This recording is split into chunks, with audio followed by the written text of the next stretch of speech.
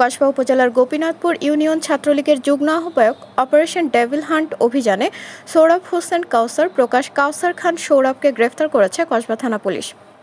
তানভীর আলম ডালের বিশেষ প্রতিবেদন। ফারজানা রশিদ রূপার সহযোগিতায় শুনছেন সংবাদ শিরোনাম। কসবা টিভির ডেস্ক রিপোর্ট। কসবা টিভি, হৃদয়ে বাংলা। এখন বিস্তারিত জানাচ্ছেন আফরোজা রোজ। গোপীনাথপুর ইউনিয়ন ছাত্রলীগের যুগ্ম আহ্বায়ক সৌরভ হোসেন কাউসার গ্রেফতার।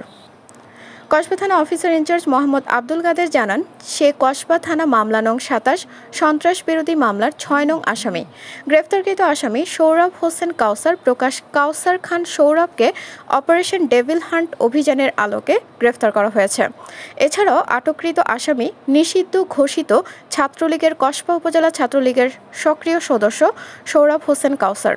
গতকাল সোমবার রাতে উপরোক্ত অভিযানের আলোকে উপজেলার গোপীনাথপুর ইউনিয়নের বাড়াই নিজ গ্রামের বাড়ি থেকে তাকে গ্রেফতার করা হয়।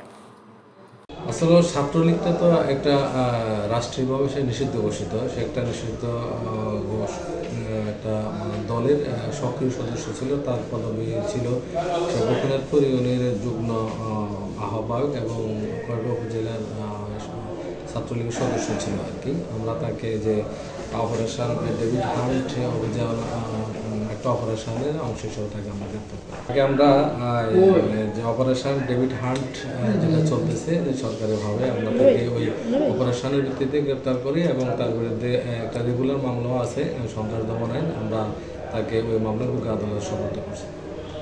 কসবা টিভির সংবাদের সাথে থাকার জন্য ধন্যবাদ জানাচ্ছি। পরবর্তী সংবাদ পেতে আমাদের চ্যানেলটি সাবস্ক্রাইব করে রাখুন।